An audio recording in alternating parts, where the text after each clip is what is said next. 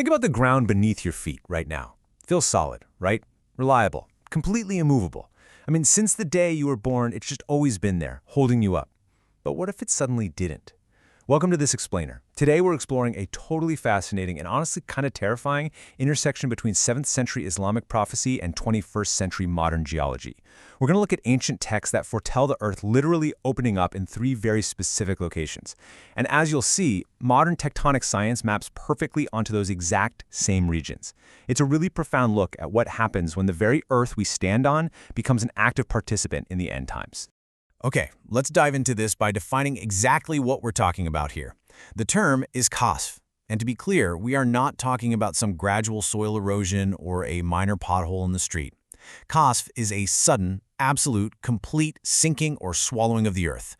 Cities, armies, people, literally anything above it simply disappears into the ground as if it never even existed. It is a catastrophic, instantaneous collapse. Now, to understand how seriously this concept is taken in Islamic tradition, we have to look at the historical precedent. There's a quote from Surah Al-Qasas, verse 81, that details the fate of Qarun, who was this immensely wealthy, deeply arrogant man from the children of Israel. It says, "So we caused the earth to swallow him and his home." The crucial takeaway here is that the text treats this not as some poetic metaphor, but as a literal historical event. The earth acting as an instrument of divine will is an absolutely established reality in the Quran. And that brings us to the prophecies of the future. According to a really renowned hadith from Sahih Muslim, narrated by Hudhayfa ibn Usayd al-Ghifari, there are 10 major signs of the hour, the end times. Now, alongside the well-known signs, like the Dajjal and the sun rising from the west, we see 3 specific sinkings of the earth. One in the east, one in the west, and one in the Arabian Peninsula. Just think about that. 30% of the major signs are massive, catastrophic ground failures. The earth is an incredibly active participant here. Section 1. Threat in the East. Khas bil Mashriq. Now, what's really interesting about this is that while 7th century texts obviously don't give us exact GPS coordinates, modern geology paints a wildly sobering picture of the East. 90%. That is the amount of all global earthquakes caused by the Pacific Ring of Fire, which the Eastern Hemisphere sits squarely on top of. It is, hands down, the most seismically volatile region on planet Earth. Let's actually break down what that 90% is made of, because the geological hotspots in the East are just staggering. First, you have the ongoing collision of the Indo-Australian and Eurasian plates, literally the massive force that pushed up the Himalayas. Then, you have Indonesia sitting precariously right at the junction of 3 major tectonic plates, which is what caused that horrific 2004 Indian Ocean tsunami. And, perhaps most relevant to a sinking, you have places like the Ganges Delta in Bangladesh and India. Over there, an enormous accumulation of river sediment carries a really high risk of what geologists call liquefaction. That means, during a major earthquake, the solid ground literally behaves like a liquid, just swallowing whatever sits right on top of it. Section 2. Threat in the West. Khas bil Maghrib. So if the East has the Ring of Fire, the West has its own alarming, direct urban exposure to massive fault lines. 325 years. That represents the exact time since the last major rupture of the Cascadia subduction zone in the Pacific Northwest, way back in January of 1700. And why does that matter to us? Well, geologists have found that this megathrust fault produces a catastrophic magnitude 9.0 earthquake along with a 30-meter tsunami every 200 to 500 years. So by strict geological reckoning, we are squarely in the window for a massive event. But Cascadia isn't the only concern here. The seismic realities of the West are generally pretty grim. The San Andreas Fault down in California stretches 1,300 kilometers and holds over 160 years of built-up stress. Seismologists literally describe it as locked and loaded for the big one, which is an anticipated 8.0 or greater magnitude quake.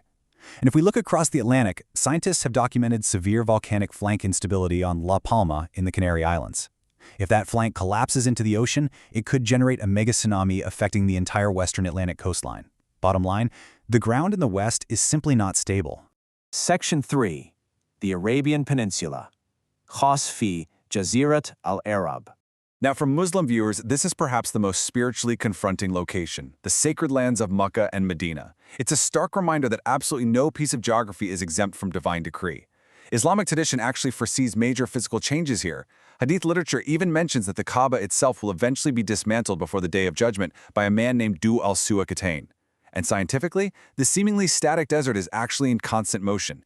The Arabian Plate is actively moving northeastward, while the Red Sea Rift is actively widening, literally pulling the African and Arabian plates apart. In recent decades, geologists have even recorded highly unusual earthquake swarms deep beneath the Arabian sands in regions we historically thought were completely stable. Section 4. Geology meets prophecy. And this brilliantly illustrates the whole point. We have 7th century prophetic texts detailing 3 very precise regions of massive ground collapse, and we have 21st century science warning us of the exact same things. Think about it. If you asked a secular modern geologist right now to point to the globe's most highly stressed catastrophic fault zones, they would independently highlight the Indo-Australian Plate and Ring of Fire in the east, the San Andreas and Cascadia zones in the west, and the Arabian Plate and Red Sea Rift. Centuries before tectonic plates were even a concept, these 3 exact regions were identified as the sites of the ultimate geological collapses. It's mind-blowing. So, this incredible correlation naturally leads to a very relevant question for us today. When we turn on the news and see these massive sinkholes opening up all over the world, are we witnessing the Khasf happening right now? Because honestly, the footage we're seeing globally is terrifying. Back in 2010, Guatemala City saw a sinkhole 20 meters wide and 30 meters deep open up almost overnight. It literally swallowed a 3-story building whole. Florida is currently plagued by limestone cavities that just suddenly collapse. Saudi Arabia has documented sudden, deep sinkholes opening out in the open desert. And in China, urban sinkholes are regularly swallowing entire roads and vehicles. And the global rate of these events is measurably increasing, mostly due to groundwater depletion and shifting geology. But to answer our question, no, these are actually not the prophetic Khasf. The Khasf are major signs. We're talking about events of an entirely different apocalyptic scale. However, contemporary scholars like Sheikh Safar al-Hawali suggest an incredibly profound concept here. He says these modern sinkholes act as a visual vocabulary. They are a divine reminder, establishing a pattern and showing humanity exactly what the Earth is physically capable of doing. That way, when the real Khasf arrives, no one can claim ignorance. We've seen the preview. There's also a stark difference between what we see today and what is prophesied. Modern sinkholes are largely random geological accidents. The Khasf, on the other hand, are divinely targeted events. The texts give us a chilling example of this. A Hadith in Sahih Muslim describes an entire army near the end of times marching on the Kaaba.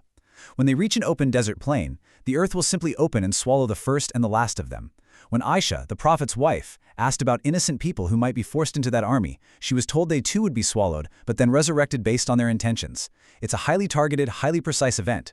The earth only opens by permission. Section 5. The Spiritual Reality. So, pivoting away from the immense scale of tectonic plates and bringing this right down to your own spiritual preparation, consider this beautiful hadith from Sahih Bukhari. Be in this world as if you are a stranger or a traveler. Really think about that for a second. A traveler doesn't spend all their money building a permanent concrete mansion at a highway rest stop, right? Yet we spend our whole lives trying to secure property, a permanent address, our little piece of the earth. But the Khasf is the ultimate reminder that the earth is temporary. It literally cannot be relied upon forever. So how do you actually prepare for something like this? Well, you don't do it by building a stronger physical foundation for your house. You do it by building a stronger spiritual foundation. The timeless, actionable preparations remain exactly the same. Pray your salah, give your zakat, maintain your family ties, seek knowledge, and make tawbah, which is sincere repentance. Because ultimately, when you really get down to it, the only piece of ground that is truly, permanently yours in this world is the grave. Which leaves us with this final thought. The ground beneath you right now is just on loan. It always has been. So what are you building for your eternal destination? Are you actively preparing for Jannah, the eternal paradise? Or are you tying all of your hopes to an earth that is quite literally destined to open up? I'll leave you to reflect on that. And we'll conclude with a powerful Arabic prayer for steadfastness. Allahumma thabbit aqdamana wa la tuzir qulubana ba'da idh hadaytana wa hab lana min ladunka rahmah innaka antal wahhad. O Allah, make our feet firm and do not let our hearts deviate after you have guided us. Thank you so much for joining me for this explainer. Assalamu alaikum wa rahmatullah wa barakatuh.